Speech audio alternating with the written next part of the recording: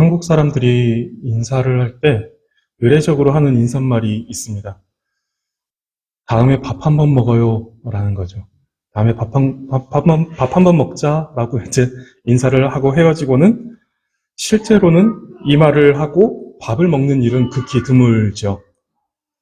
이렇게 의례적으로 한 인사말에 언제 먹을까라고 하면서 구체적으로 약속을 잡으려고 하면 눈치 없는 사람 취급을 받기도 합니다. 내가 진짜 너랑 밥 먹고 싶다라는 얘기가 아니라 이거는 그냥 인사야 라고 속으로 이렇게 얘기하죠. 그래서 이제 상황이 되게 불편해지는 그런 일들도 간혹 있습니다. 아마도 다음에 밥 먹자라는 말을 약속으로 이해하는 한국 사람은 별로 없을 것입니다. 이 말은 식사 약속을 잡는 것이 아니라 기약은 할 수 없지만 다음에 기회가 되면 한번 또 보자 라는 이런 말이겠죠. 이때 이 말을 약속으로 이해해서 다음에 밥 먹자고 해놓고서는 왜 밥을 안 먹느냐라고 하면서 이렇게 언짢아하는 것은 언짢아하면 적어도 우리 한국 사회에서는 꽤나 당황스러운 일일 것입니다. 그래서 정말 식사 약속을 잡으려고 할 때는 상대방의 어떤 의중을 확인하고 구체적인 약속 시간과 장소를 잡습니다. 이때 이렇게 구체적으로 약속을 잡았는데 약속한 시간 그리고 약속한 장소에 나타나지 않으면 이때는 화가 나도 어느 정도 정당해 보입니다. 그냥 지나가다 그래 우리 다음에 밥 한번 먹자라고 했는데 밥 안 먹는다고 해서 이거 언짢아하는 건 좀 당황스러운 일이지만 시간과 장소를 다 정했고 그리고 약속에 대한 그 의중도 다 확인하고선 약속을 잡았는데 그 약속을 지키지 않으면 이때 이제 나게 되는 화는 어느 정도 정당해 보인다라는 것이죠. 왜냐하면 약속을 했기 때문에 그렇습니다. 그렇다고 이러한 경우에 약속을 지키지 않았다라고 해서 너 사기쳤어. 경찰에 신고할 거야. 라고 할 수도 없습니다. 그냥 기분 좀 나쁘고 욕 좀 하는 것으로 끝내야 하죠. 근데 우리가 사회생활을 하면서 그냥 기분 좀 나쁘고 욕 좀 하는 것으로 끝낼 수 없는 약속들도 하게 됩니다. 그러한 약속들도 우리에게 필요한 경우가 있죠. 그러한 경우 대부분 이제 계약서를 작성하고 계약의 내용을 지켜나가게 됩니다. 그래서 계약서를 작성함으로 약속에 대한 어떤 법적인 책임이 생기고 그래서 반드시 책임을 이행해야 되는 어떤 그런 강제적인 어떤 효과 이런 것들이 생기고 지키지 않을 시에는 법적 제재를 받게 됩니다. 우리가 이제 하나님과 계약 관계에 있다는 사실을 성도님들은 알고 계신가요? 하나님과 우리 사이에 어떤 계약의 관계로서 우리가 묶여 있다라는 것을 알고 계신가요? 이것을 성경적인 표현으로 고치면 언약입니다.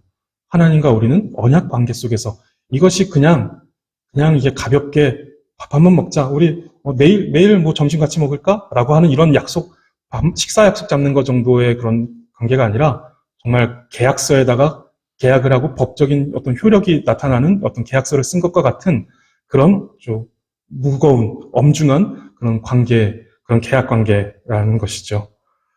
그런데 이 언약의 특징은 일방적인 언약이다라는 것입니다. 보통 계약을 하면 쌍방이 서로의 조건을 가지고 계약을 하게 됩니다. 그런데 하나님과의 언약은 쌍방적인 계약이 아니라 일방적인 계약입니다. 왜냐하면 우리는 하나님의 조건을 충족시킬 능력이 없기 때문입니다. 그런데 하나님은 마치 우리에게 그럴 능력이 있는 것처럼 우리와 언약을 맺으십니다. 하나님께서 아담과 언약을 맺으실 때 첫 번째 언약의 내용인데 첫 번째 하나님께서 아담과 언약을 맺으실 때는 조건이 있었습니다. 순종이 그 조건이었습니다. 동산 중앙에 있는 이 나무의 열매를 따먹지 말아라. 따먹는 날에는 정령 죽을 것이다. 라는 이런 조건이 달려 있었습니다. 순종이 그 조건이었죠. 순종의 행위가 그 조건이라고 해서 이것을 우리는 행위 언약이다 라고 이렇게 부릅니다. 이 행위 언약의 내용은 조건을 이행하면 영원한 생명을 줄 것이고 이 조건을 이행하지 않으면 즉 불순종하게 되면 순종하지 않을 시에는 정령 죽으리라는 이 책임이 따랐습니다. 그런데 아담은 그 약속을 지키지 못했습니다. 약속을 지키지 못한 인류는 언약의 내용대로 죄와 비참으로 인해 영원한 죽음에 넘겨지게 되었습니다. 그런 인류를 하나님은 불쌍히 여기셔서 두 번째 언약을 맺어주시는데 이를 은혜 언약이다라고 이렇게 말합니다. 말 그대로 하나님의 전적인 은혜로 맺어주시는 언약입니다. 교회에서 이 은혜를 설명할 때 많이 사용하는 말이 은혜는 공짜다. 공짜다라는 이런 표현을 사용합니다. 거저 주시는 것. 아무런 조건 없이 거저 주시기 때문에 이것이 은혜다라고 말하는 것이죠. 앞서 행위 언약의 조건은 순종이었다라면 은혜 언약의 조건은 믿음입니다.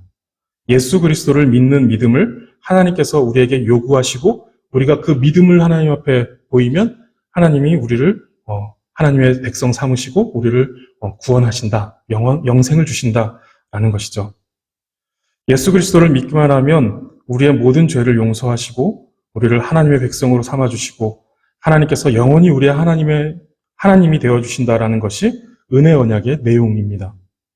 그런데 이 믿음조차 성경은 선물로 주어진 것이다 라고 말합니다. 내가 가진 능력이나 내가 가진 의지, 내가 행하는 어떤 행위로 말미암는 것이 아니라 하나님께서 선물로 주시는 것을 가지고 우리가 그 언약의 조건을 충족시키는 것이 된다라는 것입니다. 우리 속에서 발생하는 것이 아니라 외부에서 우리에게 들어오는, 하나님으로부터 우리에게로 들어오는 선물이다라고 하는 것이죠. 그러니까 믿음조차 우리의 행위가 아니고 또 우리가 스스로 충족시켜드리는 조건이 아니다라는 것이죠. 하나님이 주신 것들로 하나님께서 그것을 받아주신다라는 것입니다. 이렇게 언약 가운데 있게 된 사람들은 절대로 언약 바깥으로 버림받지 않습니다. 하나님은 신실한 분이시기 때문에 그렇죠. 택하시고 그 택하신 자를 그 언약 안으로 불러놓으셨고 내가 너를 내 백성 삼겠다. 내가 너의 하나님이 되겠다라고 하셨으면 결코 변하지 않습니다. 하나님의 뜻은 변하지 않으십니다. 그래서 언약 가운데 있게 된 사람들은 절대로 언약 바깥으로 버림받지 않습니다. 애초에 언약의 조건이 우리의 행위에 있지 않기 때문입니다. 언약의 조건이 우리의 행위에 있었으면 우리의 행하는 바에 따라서 그것은 변해질 수 있겠죠. 우리는 언제든지 버려질 수 있었을 것인데 애초에 우리가 가지고 있는 것들로 언약이 맺어져 있지 않았기 때문에 우리는 버림받지 않습니다. 언약의 조건은 믿음이고 그 믿음은 하나님께서 주시는 선물이기에 하나님의 택함을 받아 믿음을 선물로 받은 우리는 영원토록 그 언약 안에 머물게 됩니다. 그럼 이제 뭐 다 끝난 거니까 마음대로 살아도 되지 않겠느냐라고 할 수도 있는데 실제로 그런 악한 마음이 우리 속에서 일어나기도 하는데 절대로 결코 그렇지 않습니다. 구원파라는 이단이 한번 회개하면 다시는 회개할 필요가 없다라고 이렇게 가르치죠. 칭의에 대한 잘못된 이해에서 비롯된 것인데 칭의는 우리의 죄가 다 사라지고 우리가 완벽한 의인으로 전혀 다른 존재가 되었다. 이전에는 죄였는데 죄가 다 사라지고 100% 완벽한 의인이 되었다라는 것을 말해주는 것이 아닙니다. 여전히 죄의 속성이 우리 속에 남아있지만 예수 그리스도로 옷 입혀주시고 우리를 덮어주시고 죄인된 우리의 모습을 덮어주시고 이제는 하나님께서 우리를 보실 때 우리 속에 있는 죄를 보시는 것이 아니라 우리를 덮어주시는 그리스도의 그 보혈, 그리스도의 그 의를 보시면서 죄가 없다라고 칭해주겠다, 불러주겠다, 너를 의인이라고 내가 불러주겠다라고 하시는 것입니다. 이것이 말해주는 것은 우리는 여전히 죄 가운데 살아가게 될 것이다라는 말입니다. 우리가 영원한 하나님의 나라에 들어가기 전에 영화로운 상태가 되기 이전에는 우리가 이 육신을 가지고 있는 동안에는 여전히 그 남아있는 죄성을 가지고 죄를 따라서 살아가게 된다라는 말입니다. 이것은 우리가 지금 제가 말씀드린 것처럼 교리적으로도 확인된 바이고 또 우리가 일상을 살아갈 때 우리가 죄가 말끔히 다 씻겨버렸다라면 우리는 절대로 죄를 짓지 말아야 하는데 그렇지 않잖아요. 우리가 살아가면서 죄를 짓는 것들을 우리는 스스로 경험하게 되죠. 경험적으로도 이것은 확인되는 바입니다. 그래서 우리는 이 죄와 싸우며 살아가야 합니다. 그리고 이 죄와 싸우는 이유는 구원을 얻기 위한 계약 조건이 아니라 내가 죄와 싸우며 죄를 이기는 것이 우리가 구원을 얻는 어떤 조건으로서 계약이 되어 있는 것이 아니라 그렇기 때문에 우리가 죄와 싸우는 것이 아니라 우리가 은혜의 언약으로 하나님의 백성된 자로서 이것은 변함없는 사실인데 하나님의 백성된 자로서 합당하게 살아가기 위한 몸부림으로써 죄와 싸우는 것입니다. 구원받기 위함이 아니라 구원받은 자로서 합당하게 하나님 앞에 올바르게 살아가기 위해서 우리는 죄와 싸우는 것이다라는 것이죠. 하나님은 이스라엘을 택하시고 자기 백성 삼으셨습니다. 이 말은 절대로 그들을 버리지 않으신다라는 것입니다. 그런데 이들은 하나님께 범죄하였고 하나님은 그런 이스라엘을 주변 나라를 들어서 벌하셨습니다. 아수르와 바벨론을 들어서 북이스라엘과 남유다를 하나님께서 모두 멸망시켜 버리셨죠. 하나님은 완전히 버리실 수도 있었고 이제는 역사 속에서 이 이스라엘이라는 민족을 아예 지워버리실 수도 있으셨습니다. 그러나 하나님은 그 이스라엘을 버리지 않으시고 지워버리지도 않으셨습니다. 하나님은 그들을 다시 회복시키십니다. 그렇게 대략 5만 명의 사람들이 포로된 땅에서 예루살렘으로 귀환합니다. 귀환한 예루살렘 공동체는 성전을 재건하며 다시 다윗과 솔로몬의 영광을 회복하고 싶었을 것입니다. 그러나 그것이 마음대로 되지 않았고 그들은 그런 상황 속에서 좌절하고 포기하며 성전 재건을 중단한 채로 16년을 보냈습니다. 하나님은 학개 선지자를 통해서 성전 재건을 다시 시작할 것을 촉구하셨고 스가랴 선지자를 통해서 그들을 위로하고 격려하며 그들이 성전 재건을 다시 할 수 있도록 힘을 불어넣어 주셨습니다. 오늘 본문은 스가랴 선지자가 본 8가지 환상 중에 6번째 환상입니다. 그런데 이 6번째 환상은 앞선 5가지의 환상과 그 성격이 많이 달라 보입니다. 앞선 환상들은 예루살렘 공동체가 성전을 재건할 수 있도록 격려하고 위로하는 내용이었습니다. 첫 번째 환상에서는 화석류 나무의 선자를 통해서 그 여호와의 천사이죠. 우리가 그 예수 그리스도를 가리킨다라고 하는 그 여호와의 천사를 통해서 선한 말씀, 위로하는 말씀을 주셨고 두 번째 환상에서는 유다와 이스라엘을 괴롭힌 열국을 상징하는 그 넷불을 네 대장장이가 부수고 멀리 던져버리는 그런 말씀을 주셨습니다.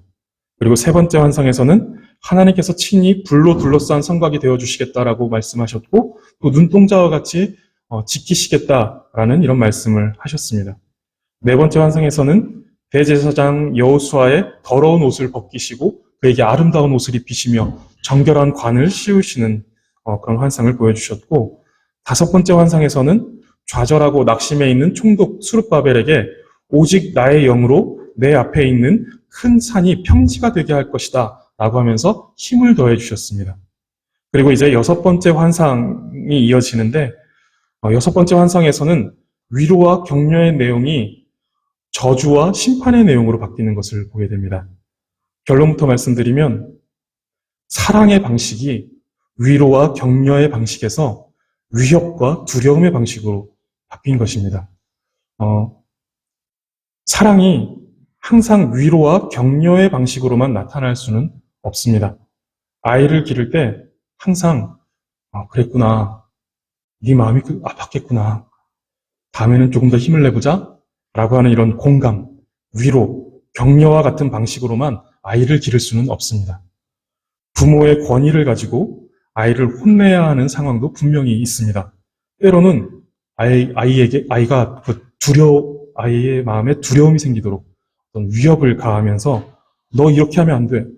다음에 또 이렇게 하면 그냥 넘어갈 수 없어. 잘 알아들었어? 라고 하면서 이제 위협을 가하는 그런 식으로도 우리는 아이들을 길러야 할 필요가 있습니다. 우리가 하나님을 인식할 때 하나님은 은혜로우시고 사랑이 많으시고 또 긍휼이 무궁하시다라고만 인식해서는 안 됩니다. 하나님은 심판하는 분이시고 죄를 미워하시고 그 죄에 대해서 진노하시는 분이십니다. 이처럼 하나님의 사랑과 하나님의 심판을 우리는 균형 있게 인식해야 하는데 우리가 그 하나님의 사랑과 심판을 균형 있게 인식할 때 우리의 마음에 만들어지는 것이 하나님에 대한 경외심입니다. 이것이 하나님의 사랑에 대한 우리의 올바른 반응입니다.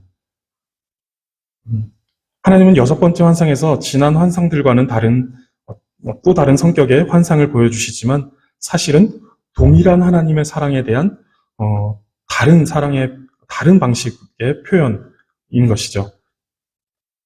하나님은 이들을 너무도 사랑하시기 때문에 이제 이들을 두렵게 하실 것입니다. 1절을 보시면 스가랴 선지자가 눈을 들어보니 날아가는 두루마리가 있습니다. 이때 천사가 내가 무엇을 보느냐라고 묻습니다. 지난번에도 말씀드렸듯이 이렇게 천사가 스가랴 선지자에게 이렇게 물어보는 것은 더 자세히 봐라 라고 하는 것이죠. 뭐가 보이냐 라고 하는 것은 이제 더 자세히 한번 봐라 라고 하는 것이죠. 스가랴 선지자가 자세히 보니까 날아가는 두루마리가 있는데 길이가 20규빗이고 너비가 10규빗이나 되는 커다란 두루마리입니다. 두루마리는 하나님의 말씀을 가리키죠. 하나님의 말씀을 가리키는데 그 크기가 일반적이지 않습니다. 길이가 20규빗, 너비가 10규빗인데 한 규빗은 이제 팔꿈치에서 손끝에까지 이 길이를 말하는데 보통 45cm에서 50cm 정도 된다라고 합니다. 편의상 한 규빗을 50cm로 보면 이 두루마리의 길이는 10m가 되고 너비는 5m가 되는 아주 커다란 두루마리였습니다. 그런데 지금 이 두루마리가 돌돌 말려있는 상태가 아니라 그것이 쫙 펼쳐져 있는 상태에 있고 이 커다란 두루마리가 지금 하늘을 날아다니고 있습니다. 두루마리가 이렇게 크고 또 펼쳐진 상태로 하늘을 날아다니고 있었다라는 것은 모든 사람이 그것을 볼 수 있었다라는 것을 가리킵니다. 그저 하늘 위에 커다란 두루마리가 날아다니는 것을 저기 뭐가 이렇게 커다란 게 날아다니네? 두루마리 같은데? 뭐 이런 것을 보는 것이 아니라 그 두루마리에 쓰여진 내용을 읽을 수 있었다라는 것이죠.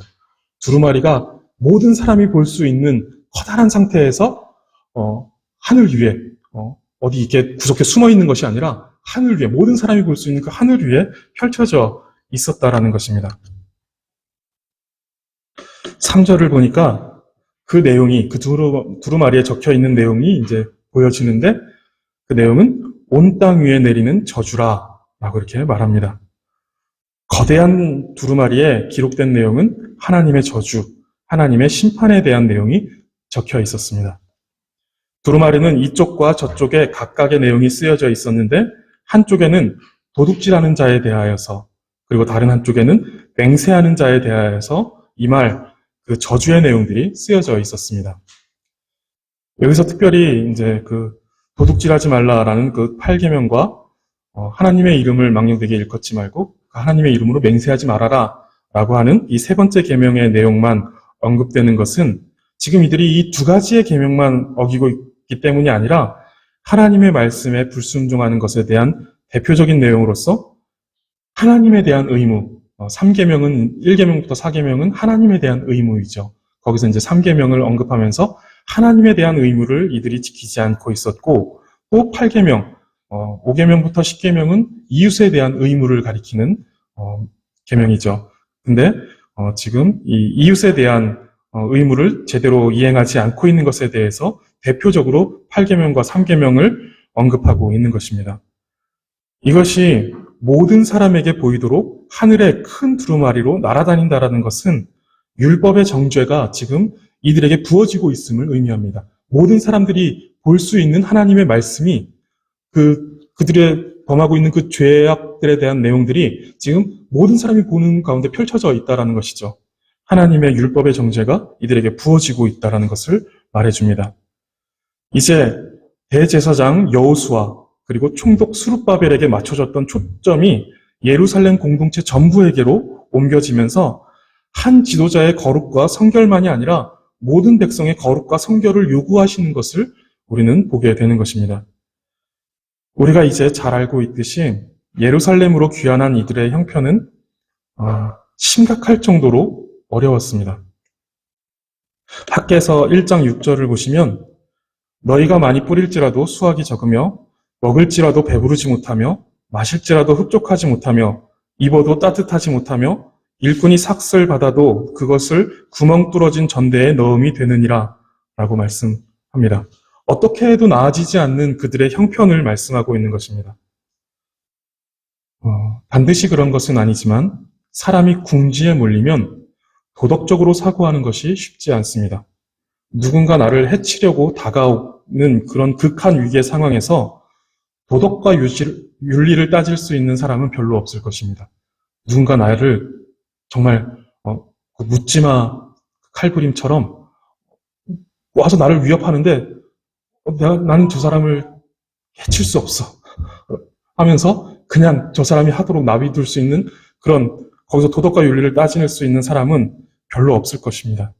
그렇듯 어떻게 해도 나아지지 않는 이 절망스러운 상황 속에서 굶주려서 마지막 그 종자까지도 먹어야 하는 다시 내년에 다음 농사를 기약하지 않고 마지막 그 씨앗까지도 먹어야 되는 이런 형편 속에서 이런 절망스러운 상황에서 예루살렘 공동체의 도덕성은 떨어질 수밖에 없었을 것입니다.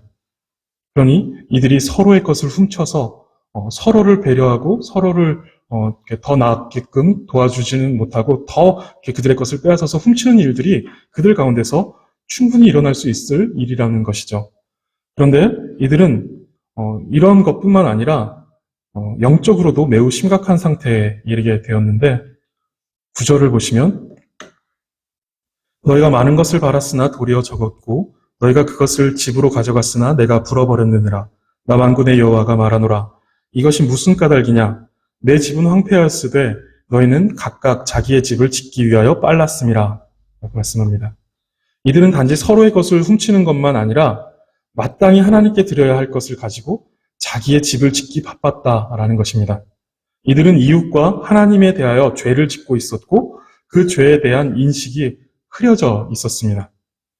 하나님은 자기 집을 짓는 데 바빠서 하나님과 이웃에 대하여 범죄한 이들에 대하여서 오늘 본문 4절에서 이렇게 말씀하십니다. 만군의 여호와께서 이르시되 내가 이것을 보냈나니 도둑의 집에도 들어가며 내 이름을 가리켜 망령되이 맹세하는 자의 집에도 들어가서 그의 집에 머무르며 그 집을 나무와 돌과 아울러 사르리라 하셨느니라. 하나님께서 범죄함으로 세워진 집, 남의 것을 훔치고 또 하나님의 것을 훔쳐서 세워진 그 집, 학개서의 표현대로라면 그렇게 해서 세워진 그 판벽한 집에 들어가 머무르며 그곳을 사르시겠다라고 이렇게 말씀하십니다. 그래서 머무르다라는 말은 밤을 지새다라는 의미를 가지고 있는데 범죄함으로 세워진 그 집에 하나님의 그 심판이 하나님의 저주가 들어가서 밤낮을 가리지 않고 그곳에 임할 것이다 라고 말씀하시는 것이죠. 반드시 완벽하게 그 집을 심판하시겠다라는 하나님의 말씀인 것이죠. 그리고 그렇게 머무심으로 행하시는 심판은 그 집을 나무와 돌과 아울러 사르리라 라고 말씀합니다. 나무와 돌은 그 집을 구성하는 건축 재료를 말하는데 이것을 사르신다라는 것은 그 범죄한 자의 집을 아무 형체도 남기지 않고 소멸시켜버리겠다라는 것입니다. 우리는 가끔 이제 뉴스를 통해서 심각한 자연재해를 접하게 되는데 쓰나미나 강력한 태풍, 지진이 지나가면 집들이 형편없이 무너지는 것을 보게 됩니다. 그런데 이런 강력한 자연재해가 지나가도 집의 터나 기둥은 남아있죠. 그런데 하나님의 심판은 그 강력한 재해와 비교되지 않을 만큼 강력한 심판이다라는 것입니다.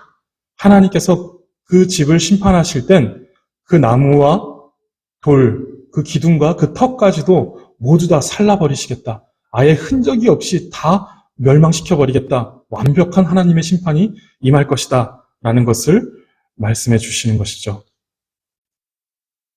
이스라엘 백성들, 남유다 백성들은 이 심판을 두려워해야 했습니다. 그리고 우리 또한 이 하나님의 심판을 두려워해야 합니다.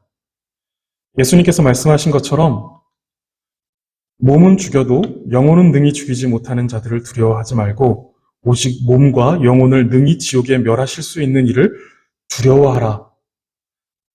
우리는 우리의 전 존재를 영원히 심판하시는 하나님을 두려워해야 합니다.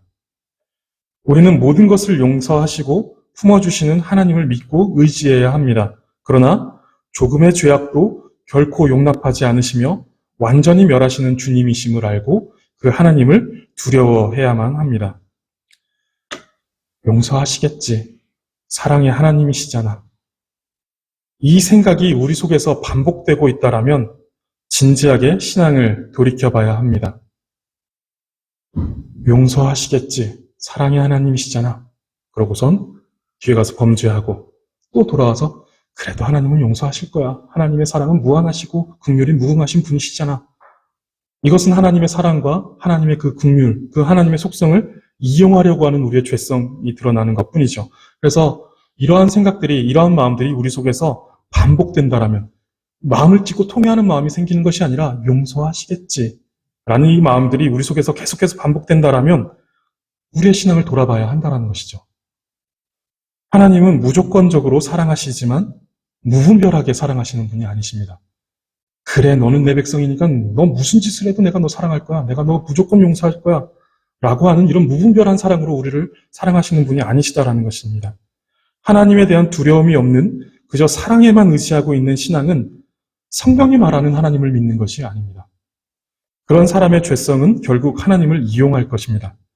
영화를 보면 망나니 재벌 아들이 여기저기서 사고를 치면 어머니가 와서 그 사람들을 보내서 그 문제들을 덮어줍니다. 그것이 반복되면서 그 재벌집 그 망나니 같은 아들은 죄에 대해서 무감각해집니다. 우리의 신앙도 그저 덮어주시고 용서해주시고 기다려주시는 하나님으로만 우리가 이해하게 된다면 우리의 신앙은 분명히 병들어 버릴 것이고 죄를 가볍게 생각하게 될 것입니다. 하나님은 택한 백성을 사랑하십니다. 그리고 그것이 변하지 않음을 언약 가운데 확증해 주셨습니다. 그런데 그 사랑이 참된 사랑임을 하시는 방법 가운데 하나가 거룩과 공의를 철저히 실행하시는 것입니다. 악을 벌하지 않는 사랑은 사랑이 아닙니다. 참된 사랑이다라고 한다면 그 사랑하는 그 대상, 그 존재 속에 있는 그 악에 대해서 철저하게 벌을 내리시고 그것을 해결해 주려고 하는 사랑이 참된 사랑이다라는 것이죠. 자식이 작은 것을 훔치는 것을 본 부모가 그 자식을 합당하게 벌하고 훈계하지 않고 그저 끌어안아 주는 것은 사랑하는 것이 아닙니다. 그래서 우리는 십자가를 통과하지 않고는 하나님께로 나아갈 수가 없습니다. 악을 벌하시고 또 그 악을 심판하시는 하나님의 그 십자가를 우리가 통하지 않고서 하나님께로 나아갈 수가 없다. 하나님의 그 사랑을 우리가 깨달을 수가 없다라는 것이죠.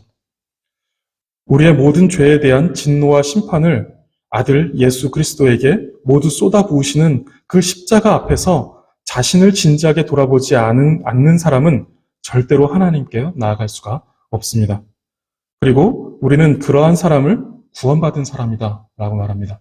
그 십자가 앞에서 자신을 진지하게 돌아본 사람. 그래서 예수 그리스도께서 나를 대신해서 십자가에 돌아가셨다라는 이 사실을 깨달은 사람, 이 사람을 우리는 구원받은 사람이다 라고 말합니다. 그렇게 처절하고 또 분명한 하나님의 진노와 심판을 보여주는 십자가 앞에 서본 사람은 용서하시겠지, 사랑의 하나님이시잖아 라는 말을 쉽게 할 수가 없습니다. 하나님이 우리를 어떻게 하셨는지 그것을 우리가 십자가 앞에서 보았다라면 그렇게 쉽게 하나님이 용서하실 거야. 하나님은 사랑의 하나님이야. 그렇게 쉽게 용서하신 것이 아니고 쉽게 우리를 사랑하신 것이 아니신데 우리는 그것을 그렇게 쉽게 말할 수 없다라는 것이죠. 십자가를 분명하게 경험한 사람은 그렇게 말할 수 없다라는 것입니다.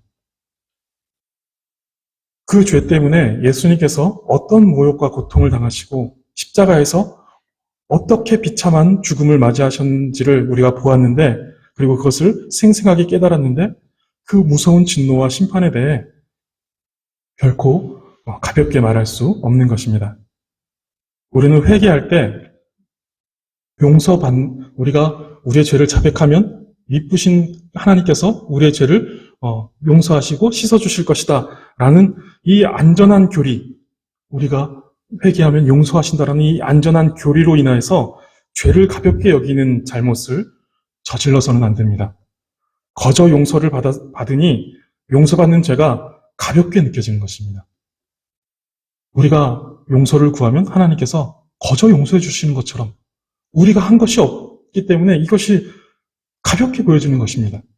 그런데 우리는 용서받지 못할 죄를 지은 사람처럼 회개해야 합니다. 예수님께서 우리를 대신해서 짊어지신 죄가 그런 죄이기 때문입니다. 그리고 우리의 죄는 정말로 용서받을 수 없는 죄입니다. 가벼운 죄가 결코 아니다라는 것이죠. 그렇게 용서하시겠지 라는 식으로 넘어갈 수 있는 죄가 아니다라는 것입니다. 우리 죄는 지옥에서 영원히 받아야 하는, 영원히 받는다라는 것은 끝이 없이 받는다라는 것이죠. 끝없이 형벌을 날마다 받아야 하는, 날마다 죽음 가운데 내몰려져야 하는 그런 죄라는 것이죠. 영원토록 갚아야 하는 죄의 값이다라는 것입니다. 그러니까 우리의 죄의 크기는 영원한 크기입니다. 영원한 크기. 그렇기 때문에 그 죄를 짊어지실 수 있는 분 역시 영원하신 예수 그리스도여야만 했던 것이죠. 우리로서는 영원토록 지옥에서 갚아내야 할 크기였던 죄입니다. 우리가 하나님을 사랑한다는 것은 내 죄를 용서하시기 위해 예수님께서 당하신 고통을 아는 것입니다. 예수님께서 우리를 사랑하시어 사람이 되사 우리를 공감하셨죠. 우리의 모습들을, 우리의 어려움들, 우리의 부족함들, 연약함들을 체휼하셨죠. 마찬가지로 우리가 하나님을 사랑한다면 그 고통을 깊이 생각할 수 있어야 하는 것입니다.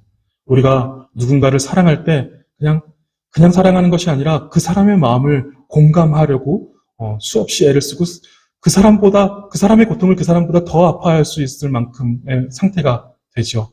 우리가 하나님을 사랑한다라고 할 때 그리스도께서 그 십자가 위에서 우리를 위해 당하신 그 고통에 대해서 그냥 가볍게 넘겨버릴 수 있는 상태가 되어서는 안 된다라는 것입니다.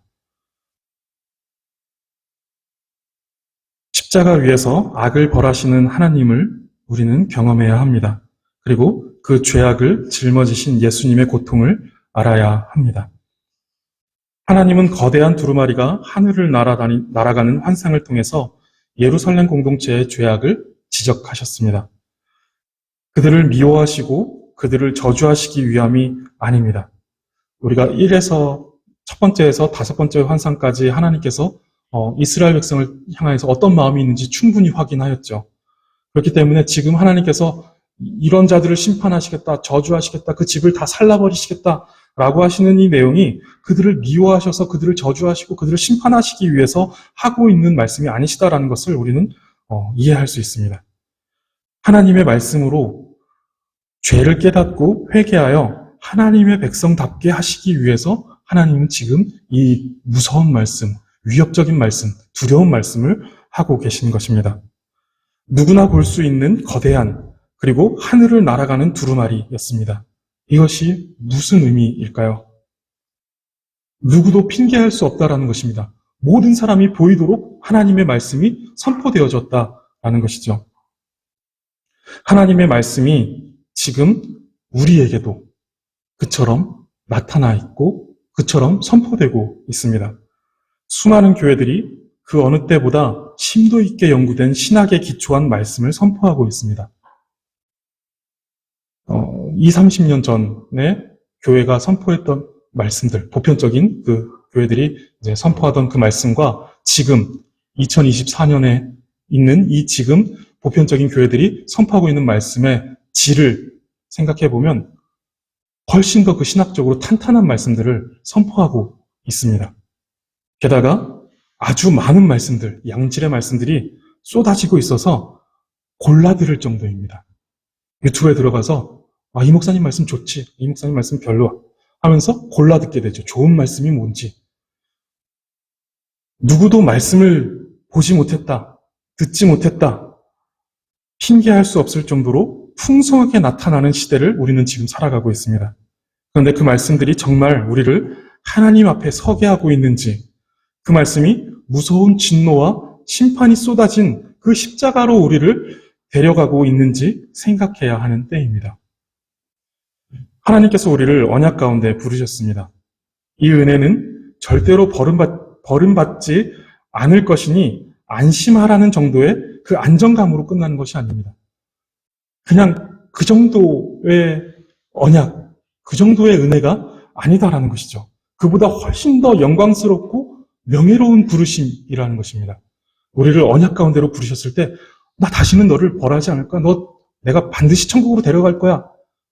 천국의 확보, 뭐 이것만 말하기 위해서 우리를 그 언약 가운데 묶어두신 것이 아니다라는 거예요.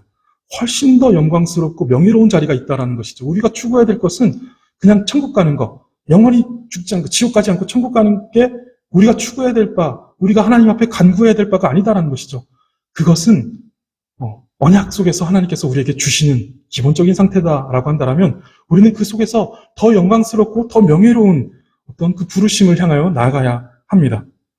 우리를 창조하시고 섭리하시며 구원하시고 심판하실 그 존귀하고 거룩하신 그 하나님을 참되게 섬기는 것, 그리고 그 하나님을 경외하는 하나님의 백성으로서의 어떤 그 영광과 그 명예를 우리가 가지고 살아가야 하는 것이죠. 사랑이신 하나님을 우리가 섬기고 또 심판하실 그 하나님도 우리가 두려움으로 섬기는 것이죠. 하나님을 경외하는 하나님의 백성으로서 살아가는 것입니다. 오늘 거룩하신 말씀으로 우리의 죄를 지적하시고 또 그 죄를 심판하시는 그 하나님 앞에 두렵고 떨림으로 서시기를 바랍니다. 그리고 그 무서운 진노가 쏟아 부어지는 그 십자가 앞에 서서 우리를 대신하여 피 흘리시는 예수님을 바라보시기 바랍니다. 그렇게 하나님을 사랑하시되 심판하시는 하나님 앞에 두렵고 떨림으로 서는 그 경외함을 가지고 하나님을 잘 섬기는 그런 영광스러운 교회, 그리고 주의 백성 되시기를 간절히 바라겠습니다. 기도하겠습니다. 하나님, 창세전에 우리를 택하시고 사랑하여 주심에 감사드립니다.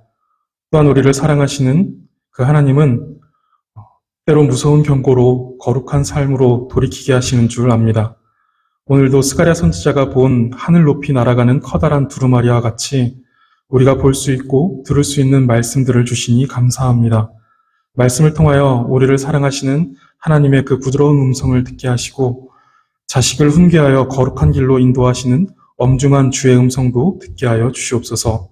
그렇게 하나님을 경외하며 우리에게 허락하신 구원받은 자의 삶을 살아가며 영광스럽고 그 명예로운 하나님의 백성으로 살아갈 수 있도록 인도하여 주시옵소서. 감사드리며 예수 그리스도의 이름으로 기도드립니다. 아멘.